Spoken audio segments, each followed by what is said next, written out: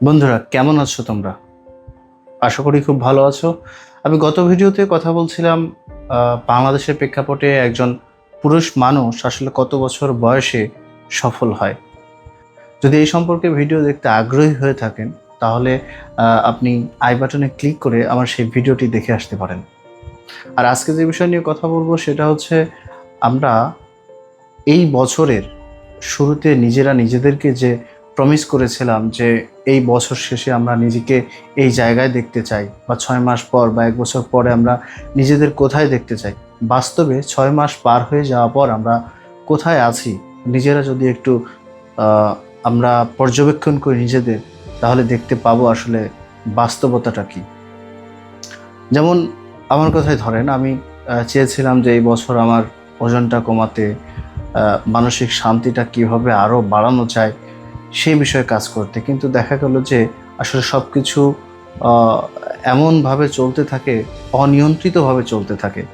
আমরা কেউই আসলে আমরা আমাদেরকে নিয়ন্ত্রণ করতে খুব বেশি সক্ষম হই না। আমাদের মনে যেটা চায় সেইটাই আমরা করতে থাকি। মানে এক কথা, কমফোর্ট জোনের মধ্যে আমরা থাকতে বেশি স্বাচ্ছন্দ্য বোধ করি।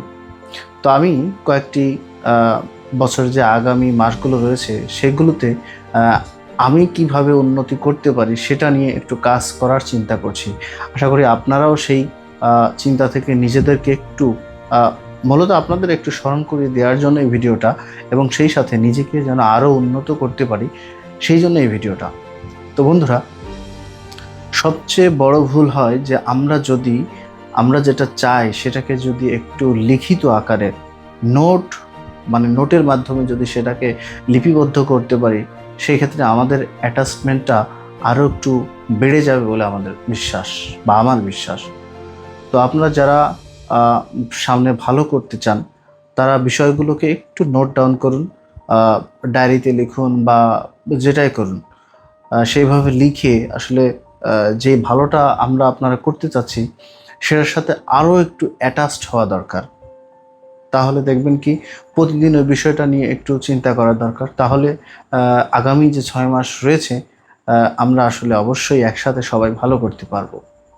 যেমন আমি চিন্তা করেছি যে প্রতিদিন একটা টু ডু লিস্টের মতো একটা ছোট নোটবুক নিয়েছি, যেটা আপনাদেরকে দেখাই। এটা হচ্ছে আমার নোটবুক। এই নোটবুকে আমি প্রতিদিন আসলে কি কি কাজ করব সেটার একটা লিস্ট করা। আপনারা সবাই এই টু ডু লিস্ট সম্পর্কে জানেন, এবং অনেকেই কম্পিউটারে অথবা মোবাইলে অথবা যে কোনো জায়গায় করে থাকেন। কিন্তু আমার ক্ষেত্রে পরামর্শ হচ্ছে, আপনারা একটু ডায়েরি মেনটেন করেন।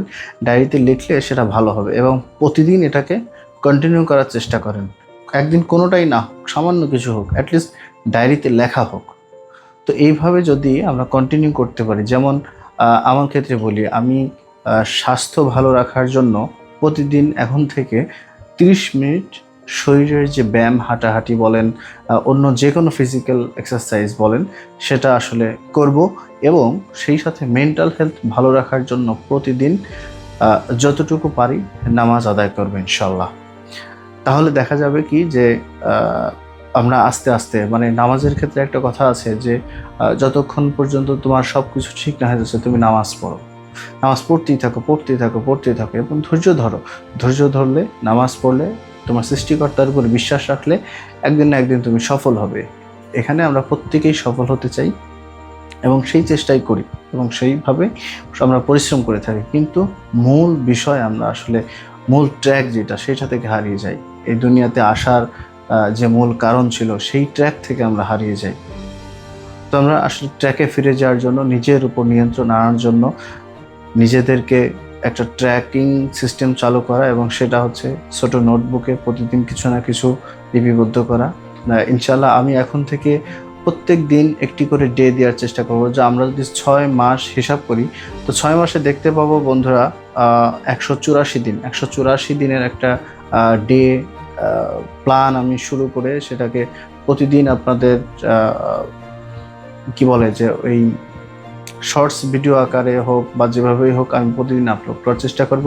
তো বন্ধুরা, আসুন আমরা সবাই একসাথে আসলে সফলতার দিকে এগিয়ে যাই। ধন্যবাদ। আজকের মতো এটুকু কথাই যথেষ্ট, এবং পরবর্তীতে একটি ভিডিও দেখানোর চেষ্টা করব যে আসলে আমরা খরচ করতে আসলে খরচ করা আমাদের অনেক সময় নেশা হয়ে যায়। আমরা ভালো করতে চাই এবং অনেক কিছু কি বলে যে ইনকাম করার জন্য হোক বা যেটার জন্যই হোক, মানে আবেগের বশবর্তী হয়ে আমরা অনেক কিছু অনেক জায়গায় ইনভেস্ট করে ফেলি বা খরচ করে ফেলি। সেই সব সম্পর্কে আগামীতে একটি ভিডিও দেখাবো। ততক্ষণ পর্যন্ত ভালো থাকবেন। ভিডিওটি হয়তো অত একটা ইন্টারেস্টিং হলো না, কিন্তু আহ, এটা একটা জার্নি, তো দেখতে থাকুন, দেখা যাক কি হয়। ততক্ষণ পর্যন্ত ভালো থাকবেন বন্ধুরা।